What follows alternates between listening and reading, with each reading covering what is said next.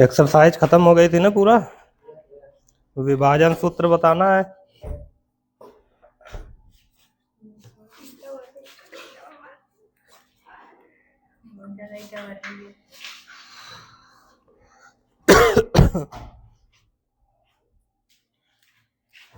चलो तब देखो, विभाजन सूत्र।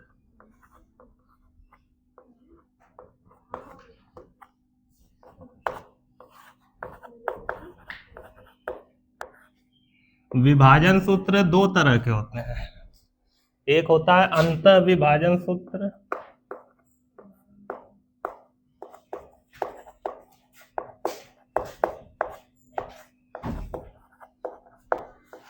अंतः विभाजन सूत्र में फार्मूला जो होता है, जो सूत्र होता है, वो होता है यक्स बराबर m1 x2 plus m2 x1 बटे m1 प्लस m2। ठीक। और इसी में y बराबर होता है m1 y2 plus m2 y1 बटे m1 प्लस m2। ये जो सूत्र मैंने लिखा है ये अंतः विभाजन का है। इसमें यक्स निकालना है तो ऊपर वाला लगा लो, y निकालना है तो नीचे वाला फार्मूला। एक होता है वाह्यतः विभाजन, वाह्यतः विभाजन सूत्र।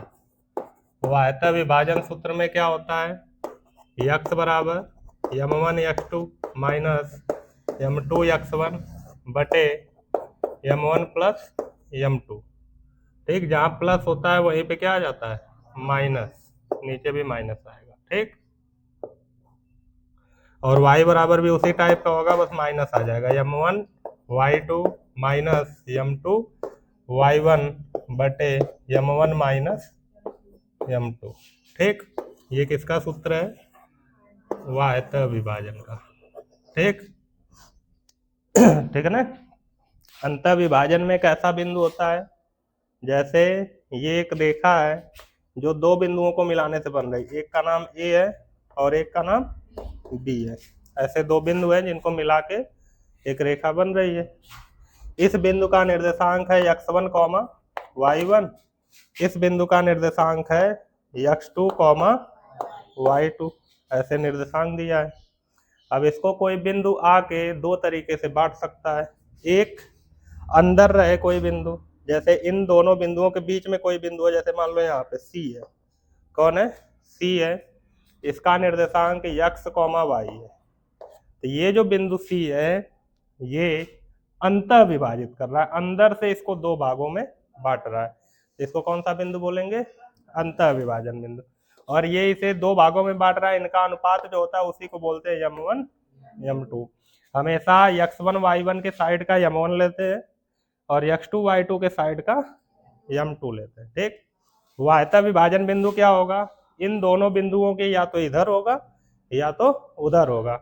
जैसे वही C अगर यहाँ पे हो जाए, इन्हीं दोनों को मिलाने वाली रेखा के बाहर कहीं बिंदु C हो जाए x, y, तो इसको कौन सा निर्देशांक, कौन सा बिंदु बोलेंगे, वाह्यतः विभाजन बिंदु। कौन सा बिंदु है ये, वाह्यतः विभाजन, क्योंकि ये बाहर से इन दोनों को बांट रहा है। इससे इसकी दूरी ज्यादा है और इसकी दूरी कम। तो ये जो पूरी दूरी होगी उसको क्या मान लिया जाता है, m1 क्या मान लिया जाता है, और ये जो छोटी वाली होती है उसको क्या मान लिया जाता है, m2। हमारे सिलेबस में ज्यादातर अंतः विभाजन से रिलेटेड क्वेश्चन दिए हैं, वाह्यतः विभाजन से बहुत कम दिए होंगे या दिए ही नहीं होंगे। ठीक। अब सबसे बड़ी दिक्कत ये है कि ये फार्मूला अगर हम याद करके सवाल लगाने जाएंगे तो जो फार्मूले पे रखने वाले क्वेश्चन रहेंगे वो तो लग जाएंगे तुरंत। ठीक। लेकिन जब थोड़े से टेढ़े क्वेश्चन मिलेंगे, थोड़े कॉन्सेप्ट वाले क्वेश्चन मिलेंगे, तब नहीं लगा पाएंगे। तो उसके लिए हमको ये सीखना पड़ेगा कि ये फार्मूला बना कैसे है, आया कहाँ से ये फार्मूला। ठीक है ना। और ये तुम्हारे बुक में साफ साफ इसका डेरिवेशन दिया हुआ है, ये तुम्हारे सिलेबस में है जो मैं पढ़ाने जा रहा हूँ। ऐसा नहीं कि मैं एडवांस पढ़ा रहा हूँ तुम लोगों को इसका डेरिवेशन। ठीक है ना। कोई भी बुक उठा के देख लो, हर बुक में एनसीईआरटी तक में हर फार्मूले का डेरिवेशन दिया है जो तुम्हारी बुक में है। ठीक। तो सभी फार्मूले जितने भी मैथ में पढ़ा करो, कोशिश किया करो कि उसके बारे में जान लो कि वो बना कैसे, उसका डेरिवेशन कैसे होगा। ठीक, तो चलो शुरू करते हैं डेरिवेशन। पहले हम अंतःविभाजन सूत्र को सिद्ध करेंगे, ठीक है ना। अंतःविभाजन सूत्र का निगमन करने जा रहे हैं। अंतःविभाजन सूत्र का निगमन, अंतःविभाजन सूत्र का निगमन। ठीक, जैसे ये होगा उसी टाइप से ये भी होगा, तो एक समझ गए तो दूसरा ऑटोमेटिक समझ में आ जाएगा, ठीक है ना। तभी ये वाला हम प्रूफ करने जा रहे हैं, ध्यान से देखना। कोई दो बिंदुओं को मिलाने वाली रेखा लेनी है, एक ये बिंदु है ए और एक दूसरा बिंदु है जिसका नाम क्या रख रहे हैं, बी। इसको मान रहे हैं x1, y1, इसको मान रहे हैं x2, इन मान रहे हैं। इनको ऐसे मिलाएंगे, ये इन दोनों बिंदुओं को मिलाने वाली क्या है, रेखा। इसके बीच में कोई बिंदु होगा, एकदम बीच में भी हो सकता है, नहीं भी हो सकता है। ठीक, तो मैंने मान लिया यहाँ पे एक बिंदु है जिसका नाम हमने क्या रख दिया, C। इसका निर्देशांक क्या है, x, y। ये C इसको m1 अनुपात m2 में बांट रहा है। ठीक, x1 y1 के साइड m1 लेंगे, x2 y2 के साइड m2 लेंगे, ठीक है ना। अब यही C जो है यही तो अंतःविभाजन बिंदु है ना। यही जो C है यही क्या है, अंतःविभाजन बिंदु। यही इसे दो भागों में बांट रहा है, तो इसी बिंदु का निर्देशांक हमसे बार बार पूछा जाएगा, जिसको हमने मान रखा है x और y। तो x और y का यही फार्मूला हमको बनाना है। ठीक, तो कैसे बनेगा, अब इसमें निर्देशांक लिखे हुए हैं, तो निर्देशांक हमेशा किसमें दिखाए जाते हैं, चतुर्थांश में। ठीक, किसमें दिखाए जाते हैं, हम चतुर्थांश बना लेते हैं। x अक्ष और y अक्ष की जरूरत है प्लस वाले को, उसको बड़ा बना लिया, और ये माइनस वाले छोटे छोटे बनाए क्योंकि जरूरत ही नहीं है इनकी, ठीक है ना। अब इन सभी पॉइंट का मतलब समझो, कठिन कुछ भी नहीं होता है, बस ध्यान से समझोगे तो समझ में आएगा। इस x1, y1 का मतलब क्या है, x अक्ष पे x1 दूरी चलो और y अक्ष पे y1 दूरी चलो, a पे पहुंच जाओगे, है ना। इस a पर अगर तुमको पहुंचना है तो इस a पर पहुंचने के लिए x अक्ष पे कितनी दूरी चलने के लिए बोला जा रहा है, x1, और y पे कितनी दूरी चलने के लिए बोला जा रहा है, y1। y पे कितनी दूरी चलना है, कहाँ पहुंच जाओगे, a पे। x1 गए, फिर y1 गए, आ गया a, आया ना। उसी तरह इस x, y का मतलब क्या है, अगर तुमको c पे पहुंचना है तो x अक्ष पे कितनी दूरी चलना पड़ेगा, x दूरी चलना पड़ेगा। x अक्ष पे कितनी दूरी चलना पड़ेगा, x, और y अक्ष पे कितनी दूरी चलना पड़ेगा, y अक्ष पे कितनी दूरी चलना पड़ेगा, y। ठीक, उसी तरह x2 y2 का मतलब है कि अगर तुमको b पे पहुंचना है तो x अक्ष पे कितनी दूरी चलो, x2, और y अक्ष पे कितनी चलो, y2। x अक्ष पे जो दूरी चलनी है वो कितनी है, x2, ये है x2। ठीक, और y अक्ष पे जो दूरी चलनी है वो कितनी है, y2। निर्देशांक से ही लिख रहा हूं सब कुछ। x, y का मतलब ये x अक्ष पे चली गई दूरी, और y जो है वो y अक्ष पे चली गई दूरी। इतनी बातें समझ में आई, कुछ कठिन नहीं लग रहा है अभी। जब तक फिगर तुमको समझ में आएगा तब तक फिगर कठिन नहीं लगेगा, जब समझ में आना बंद होगा तभी से ये कठिन लगना स्टार्ट होगा। ठीक, तो इसीलिए ध्यान से देखो, मैंने x1 y1 का मतलब समझा दिया, xy का मतलब समझा दिया, x2 y2 का मतलब समझा दिया, इसमें दिखा भी दिया, ठीक है ना। अब एक काम करते हैं, यहां से हम इस पे एक लंबवत लाइन खींच देते हैं, ये वाली। ठीक, और एक यहां से भी खींच देते हैं, ये वाली। ऐसे जब करेंगे तो दो त्रिभुज बन जाएंगे। C तक लिखा गया है, इसका मैं नाम रख दे रहा हूं यम, ठीक है ना। इसका नाम क्या रख देते हैं, यम। ये यहां तक है, इसका नाम क्या रख दिया गया, यम, और इसका नाम क्या रख दिया गया, यन। इसका नाम क्या रख देते हैं, यन। ठीक, यहाँ दो त्रिभुज बनते हुए दिख रहे हैं, एक है ACM और एक है CBN, है कि नहीं। दोनों कैसे त्रिभुज है, समकोण त्रिभुज है। समकोण त्रिभुज है तो मतलब दिखने में तो एक जैसे ही होंगे, तो अगर एक जैसे हैं तो समरूप तो होंगे ही होंगे, होंगे कि नहीं। तो लिखते हैं त्रिभुज ACM और त्रिभुज CBN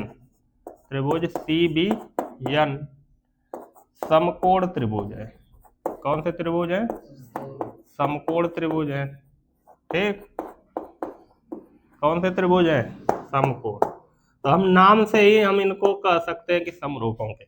बाकी अगर प्रमाण देना चाहते हो तो प्रमाण भी हमारे पास है, 90-90 बराबर, संगत कोण बराबर। ठीक, 2 कोण हो गया ना बराबर, तो कह सकते हो। लेकिन हमको अगर नाम पता है तो हम डायरेक्ट भी कर सकते हैं, क्योंकि दोनों ही समकोण है, दोनों का रूप समान है तो समरूप तो होगा ही। तो हम डायरेक्ट लिख रहे हैं त्रिभुज ACM समरूप है त्रिभुज CBN के। दोनों क्या है? समरूप है। यहाँ तक आई बात समझ में? दोनों क्या है? समरूप। तो जब दो त्रिभुज समरूप होते हैं तो उनकी संगत भुजाओं का अनुपात क्या होता है? पढ़ा गया त्रिभुज वाले चैप्टर में। जैसे AC की संगत भुजा इसमें कौन है? CB। AC की कौन है? CB। हम लिखेंगे AC बटे CB बराबर AM की संगत भुजा CN। संगत का मतलब इसके जैसी दिखने वाली इसमें कौन है? तो AM जैसी CN ही है ना, तो AM बटे क्या लिख देंगे? CN बराबर, अब ये CM जैसी कौन है? हाँ, BN। अब इसमें AC बटे CB की जगह हम रख सकते हैं M1 बटे M2। दिख रहा है ना, ये M1 है, ये M2। AM CN का मान हमको नहीं पता है, AM और CN तो निकाल देते हैं ना। जितना ये होगा उतना ही ये भी होगा, जितना ये होगा उतना ही ये भी होगा। तो ये कितना है? देखो, x में से x1 को माइनस करेंगे, ये पूरा x है, x में से इस x1 को माइनस करेंगे तो यही बचेगा ना। तो ये जो लंबाई है वो कितनी है? x minus x1। तो मैं डायरेक्ट लिख रहा हूँ x माइनस x1। ये पूरी लंबाई कितनी है यहाँ से यहाँ तक? x minus x1। तो AM की जगह हम लिख रहे हैं x माइनस x1। AM ही है ना। इसी तरह CN बताओ कितना होगा? पूरे x2 में से हम इस x को माइनस करेंगे, यहाँ तक है। पूरे x2 में से हम इस x को क्या करेंगे? माइनस, तो यही बचेगा। तो x2 माइनस x बराबर ये जो है ये है x2 माइनस x। आई बात समझ में? कोई दिक्कत नहीं। तो CN के जगह हम रख दें x2 माइनस x, रख सकते हैं ना, बराबर है, उतार लो। CM ये रहा, ये ना CM। इसको मैं थोड़ा इधर लिखता हूँ, वहां जगह कम दिख रही है। तो CM जो है, ध्यान से देखना, CM यही है ना। हम इस पूरे में से अगर इस नीचे वाले को माइनस करें तो यही बचेगा कि नहीं? इस पूरे में से ये नीचे वाला माइनस कर देते हैं, यही बचेगा ना। पूरा कितना है? y। पूरा कितना है? यहाँ दिखाया गया है। और ये नीचे वाला इसके बराबर होगा, होगा कि नहीं? नीचे वाला जो है वो इसके बराबर होगा। कितना है? y1। तो पूरे y में से ये y1 माइनस कर देते हैं, ये y1 ही है ना। पूरे y में से हम क्या माइनस करते हैं? तो ये बचेगा, हम इसको लिख देते हैं y माइनस y1। तो CM के जगह आ गया y माइनस y1 बटे, सेम काम यहाँ यही चाहिए ना। BN का मतलब यही ना है। तो पूरे y2 में से हमको ये माइनस करना पड़ेगा। ये कितना है? y, इसके बराबर ही होगा ना। तो पूरे y2 में से किसको माइनस करना है? y को। इसके लिए हम y2 माइनस क्या करने वाले हैं? y2 माइनस, ये समझ में आया सबको? इतना समझ गए तो मान के चलो कि 80% काम खत्म हो चुका है, अब केवल कैलकुलेशन बाकी है। ठीक, इतना समझ में आया? ये जब चित्र देखोगे तो अब लगेगा कि बड़ा कठिन चित्र है, क्या क्या लिखा हुआ है उसमें, लेकिन हर एक चीज समझ गए हो तो वो कठिन नहीं लगेगा। ठीक है ना?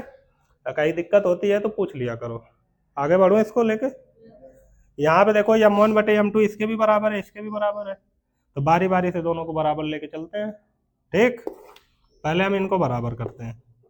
M1 बटे M2 बराबर यक्स माइनस यक्स वन बटे यक्स टू माइनस यक्स। तिर्यक गुणा करना सबको आता होगा, चलो गुणा करो। इसका यहाँ गुणा करते हैं और इसका यहाँ पे, तो यम1 का x2 में करोगे तो क्या आएगा, ये ना आएगा यम1 x2 आएगा कि नहीं। यम1 का x2 में गुणा करोगे तो आएगा यम1 x2 माइनस यम1 का x में करोगे तो माइनस यम1 x बराबर, अब इसका हो गया ना, अब बराबर लगाएंगे और इसका इधर करेंगे।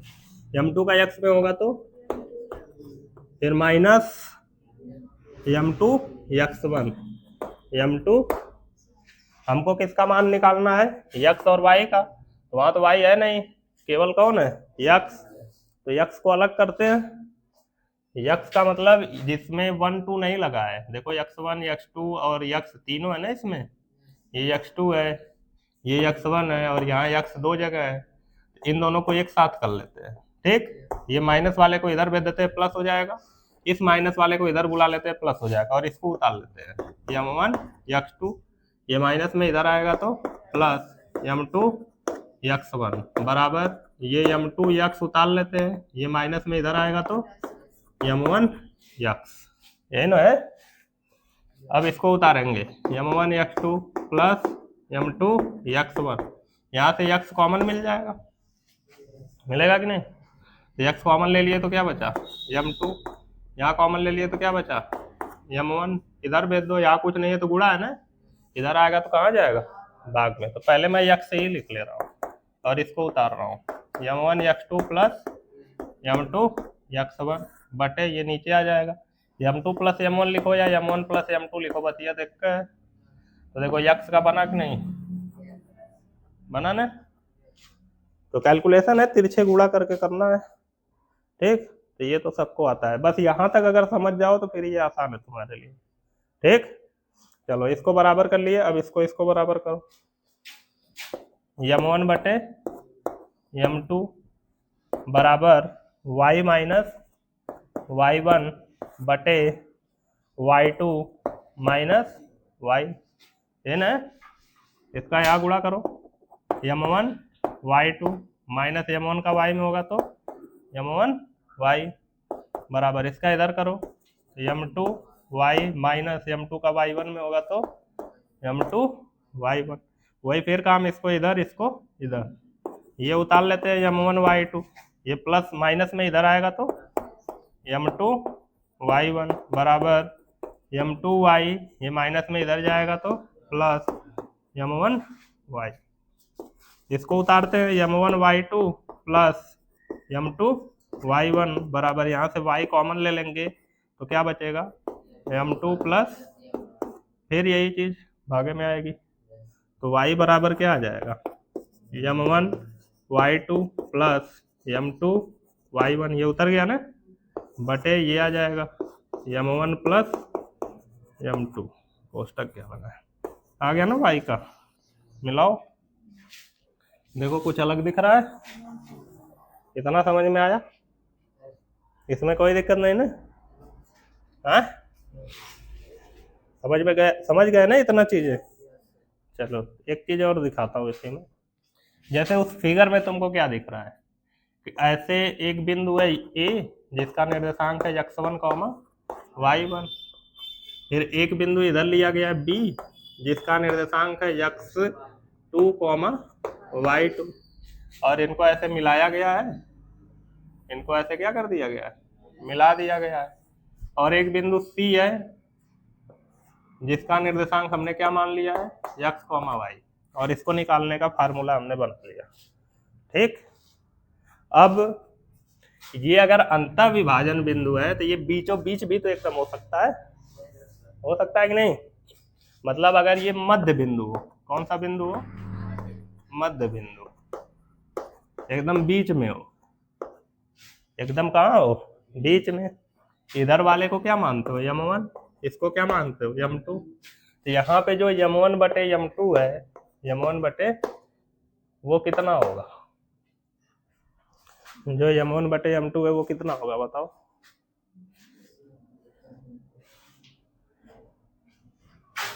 अच्छा एक बात बताओ, ये पूरा 10 है, अगर ये बीच में होगा तो 5 इधर 5 इधर, ये ना होगा। तो जब 5/5 करोगे तो कट के 1/1 आएगा। अगर ये 100 सेंटीमीटर होगा, अगर ये बीच में है, 50 इधर 50 इधर, आधा आधा बढ़ जा रहा है, आधा आधा बटेगा तो सेम संख्या होगी ना दोनों, होगी कि नहीं? किसी संख्या को आधा आधा बांट दो तो जो दोनों संख्याएं मिलेंगी वो सेम संख्याएं होंगी। तो सेम संख्या के बटे सेम संख्या लिखोगे, कट के बार बार क्या आएगा? 1/1। मतलब हम m1 की जगह 1 रख सकते हैं, m2 की जगह भी क्या रख सकते हैं? कब? जब ये मध्य बिंदु हो, जो अंतःविभाजन बिंदु है वो क्या हो? मध्य बिंदु हो। हम m1 और m2 की जगह क्या रख सकते हैं? 1। m1 और m2 की जगह 1 रख सकते हैं। चलो रखो, देखो क्या बनता है। यक्स बराबर m1 की जगह 1, कुछ नहीं है बीच में तो क्या है? गुणा x2 प्लस m2 की जगह 1, कुछ नहीं है तो क्या है? गुणा, फिर x1 उतार लेंगे बटे m1 की जगह 1 प्लस m2 की जगह 1। तो ये क्या आ गया? x2 का 1 में गुणा करेंगे x2, x1 का 1 में गुणा करेंगे x1, मतलब x1 प्लस x2 ही बचेगा। बचेगा कि नहीं? अब बटे 1 + 1 कितना हो जाएगा? 2। तो मध्य बिंदु के निर्देशांक के लिए x बराबर जो फार्मूला लगाएंगे वो क्या होगा? x1 + x2 बटे 2। x बराबर डायरेक्ट लगा लेंगे, कौन जरूरत है अनुपात रखने की, वो तो 1:1 हमेशा होना ही है। तो जब भी किसी प्रश्न में मध्य बिंदु की बात करेगा तो हम m1 m2 को भूल जाएंगे, क्योंकि उसकी वैल्यू कितनी हो जाती है? 1 हो जाती है। केवल हम x1 x2 देखेंगे, इसी तरह इसमें रखेंगे तो y1 y2 देखेंगे। y बराबर क्या है? m1 y2, m1 की जगह 1 रखो, y2 उतार लो, प्लस m2 की जगह 1 रखो, y1 को उतार लो, अब बटे नीचे 1 + 1, सेम वही होगा ना। तो यहाँ भी क्या आ जाएगा? y बराबर y1 + y2, y1 + y2 बटे 2। मतलब अगर मध्य बिंदु की बात किया तो y के लिए हम सीधे y1 y2 को जोड़ के आधा कर देंगे, मिल जाएगा। मिलेगा कि नहीं? समझ में आया फार्मूला पूरा? कोई दिक्कत नहीं ना? अब जब सवालों में इस टाइप के कॉन्सेप्ट आएंगे ना, तुम इतना सोच लोगे कि वो सवाल तुमको कठिन लगेगा ही नहीं किसी भी हालत में। आई बात समझ में? इसी तरह होता है वाह्यता विभाजन। जैसे मैंने इसको प्रूफ किया वैसे इसको भी प्रूफ करूंगा, ठीक? लेकिन आज जगह भी कम दिख रही है और आज करूंगा तो फिर एक साइड से प्रूफ होगा, एक साइड से बोलोगे। तो पहले इस पे क्वेश्चन प्रैक्टिस करो, फिर इसके बाद इसकी बारी आएगी, ठीक? जैसे एक क्वेश्चन इसमें से बुक से मैं करा देता हूँ, दूसरी एक्सरसाइज चालू करनी है ना। खोलो इसको, कहाँ?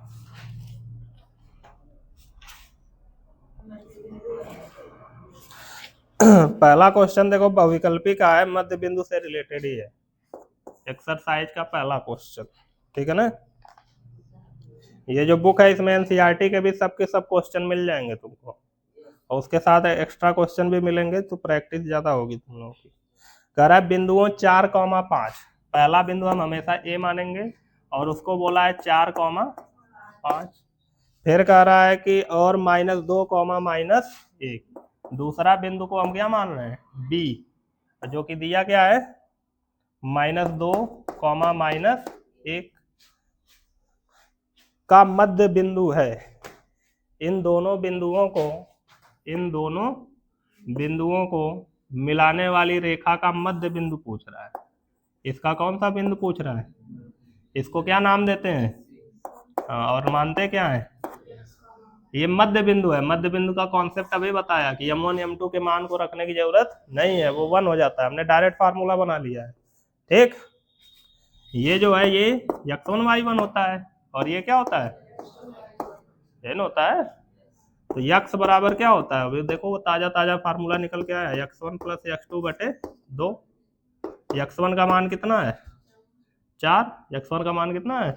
4 प्लस x2 का मान कितना है? जब दो चिन्ह आते हैं तो कोष्टक लगा लिया जाता है, बटे कितना है फार्मूले में? 2। तो ये 4 उतारेंगे, प्लस माइनस का गुणा, -2 उतार लेंगे, बटे 2। 4 में से 2 घटेगा, 2 बटे 2 कट के कितना आ गया? 1 आया ना। इसी तरह y निकालो, y बराबर क्या लिखा है, y1 प्लस y2 बटे 2। y1 का मान कितना है 5 प्लस y2 का मान -1, फिर 2 चिन्ह आया तो क्या लगाओगे, कोष्टक बटे 2।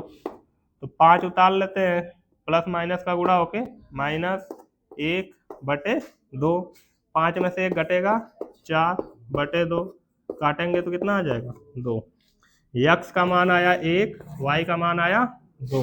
तो जो मध्य बिंदु आएगा, मध्य बिंदु जिसको हमने क्या मान रखा है C, जिसका निर्देशांक क्या माने हैं x, y, x का मान आया 1, y का मान आया 2। तो यही आंसर दिया होगा।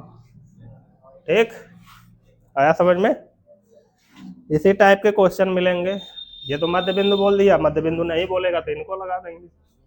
ठीक, चलो इतना नोट करो, इतना नोट करो, फिर आगे बताते हैं।